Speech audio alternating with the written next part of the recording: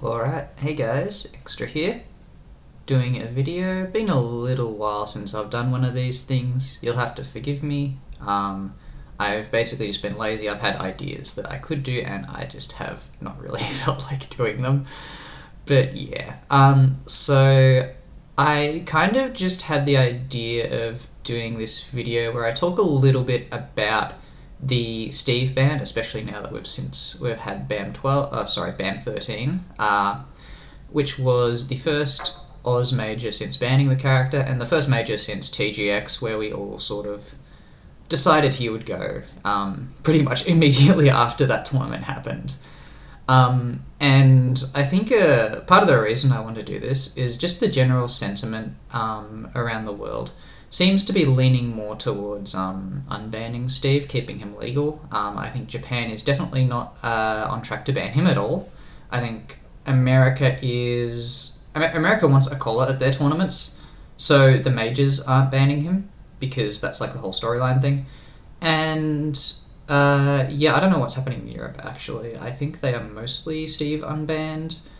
But yeah, it's looking like we're probably just going to have to reflect on, at some point, whether or not we want to keep Steve actually banned. And to start off with, so when the Steve ban happened, it was just sort of being discussed in the Senate.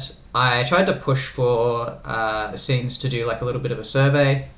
I kind of organised it for Victoria and was like, hey, if you guys want to do this, then yeah, it would probably be like an okay idea to just sort of get the general opinion of the scene before we rush into things.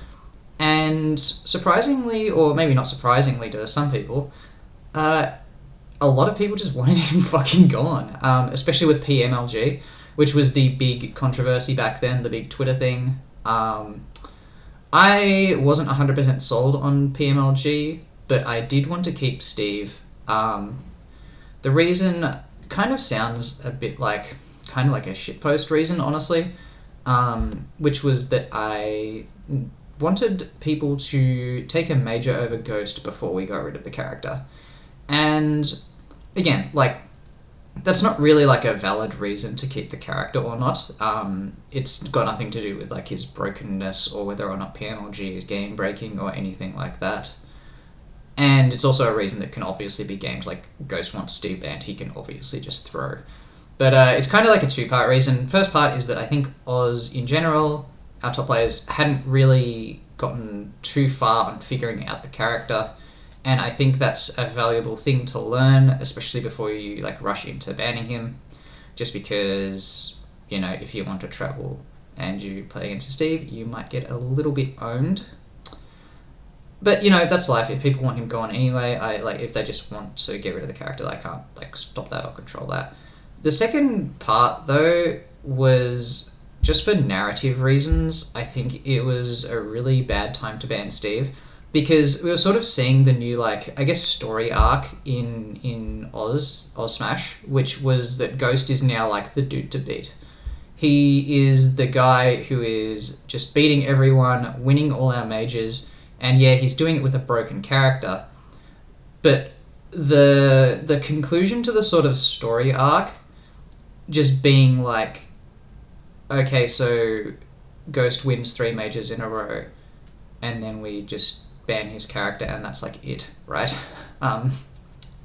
It just felt a little bit off to me, and I guess part of that is bias from Smash 4, where I guess a bit of a Smash 4 lesson for people who haven't been around the scene this long. Back in 2016, when Bayonetta was released, Ghost would play Bayonetta. He was already one of the top players in the country. He won SXC without Bayonetta, but with pre-patch Sheik, so it still, and pre-patch Midnight, so it still kind of doesn't really count. Like, he's just kidding.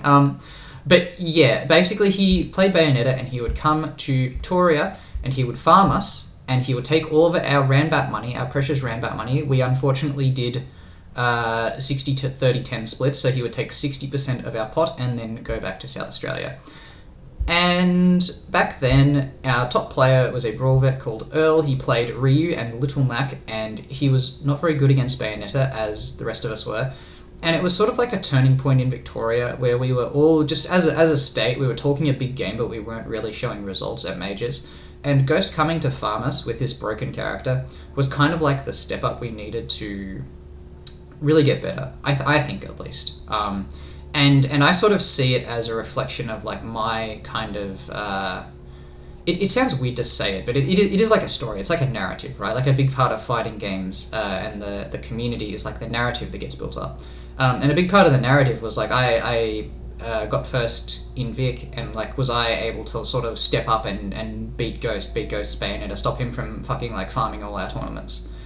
And yeah, so in that sense, it feels a bit weird to me that we opted to just sort of get rid of that catharsis of like, this guy's showing up, he's talking a lot of shit, he's like, yeah, I play a broken character, what are you going to do about it? And it's kind of surprising to me that a lot of even the high level players didn't really consider that a motivation, just to sort of like get better to transition into like being a top threat. Is like, man, I want to fucking beat this guy who's like winning with this broken character, even if it's boring and not fun.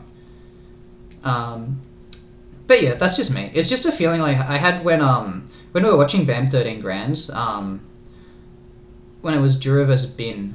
I just had this like really weird feeling like, that's crazy that this is Grands, like these are the players in Grands. And at first I thought it was just like the usual like, oh, Nick thinks everyone sucks, haha, type thing.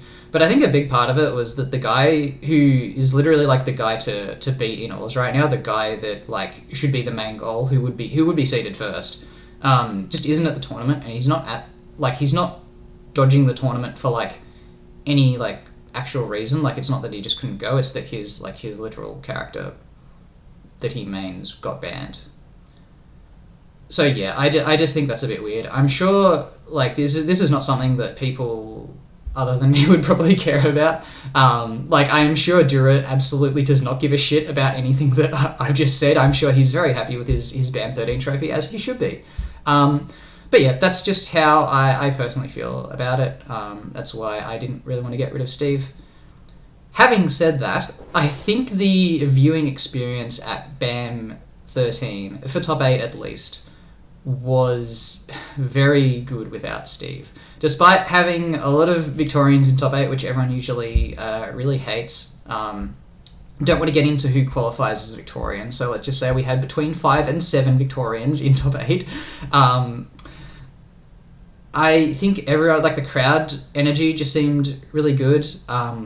The top 8 ran really quickly, which is crazy. Like, I think it was done in like 3.5 hours. We were probably an hour ahead of schedule, which is insane, and meant that the TOs could actually like pack up quickly and get to the after party, which is really cool.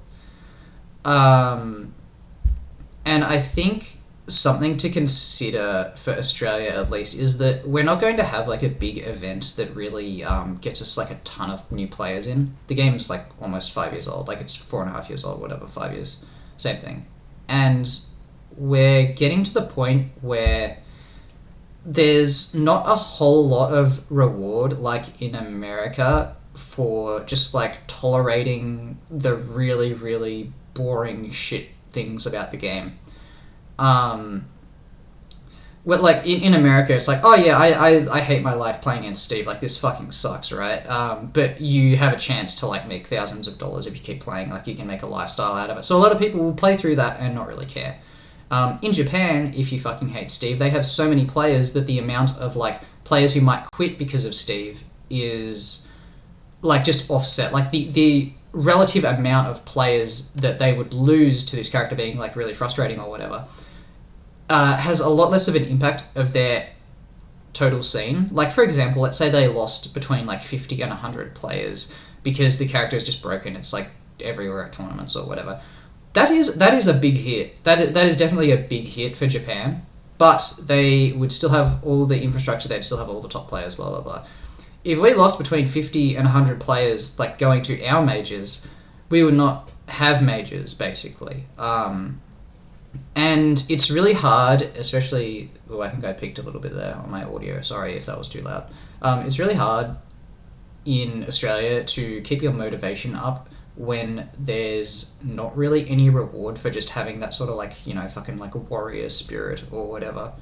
Like, we're not playing for thousands of dollars. We're not playing for like international recognition. And a big part of our player base now, I think, is people who just want to like travel to majors and have a really good time.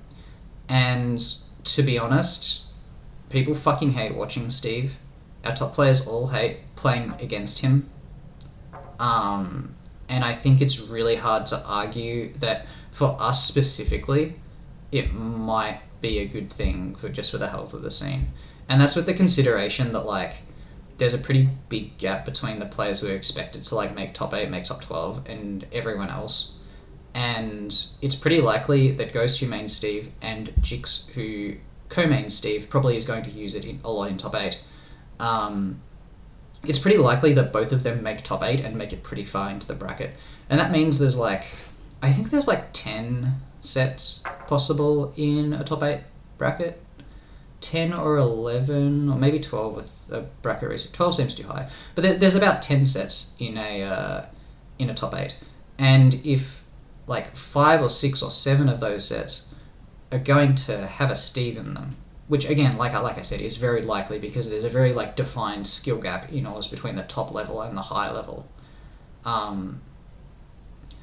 When you're getting so many sets that have Steve in it, I think it's going to be really hard to justify people going to a major and like really having a great time and enjoying that top 8. So yeah, I mean, if you wanted like an answer out of this video, like Nick McKenzie decrees that we should unban Steve or we should ban Steve, I don't have an answer. I don't know what's best. I don't know, like in a year or so, if we continue to ban Steve and all the ranking places, all the ranking systems just say, yeah, we're not gonna count your tournaments towards our rankings. That might really be like a pretty huge impact in terms of actually getting people to come out to our tournaments. I know people don't come out to our tournaments, but they definitely are not going to if it doesn't count for rankings. And it's just going to make it really hard on us, especially when we have players who have potential to push, like, who are pushing into that like top 100 level and have the potential to push further.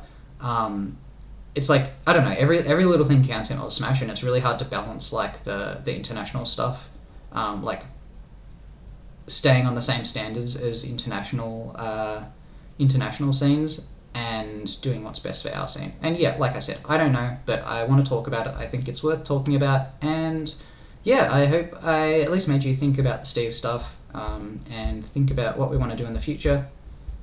Alright, that was a bit longer than I wanted it to be, so I'm going to stop now. Thanks for watching, guys.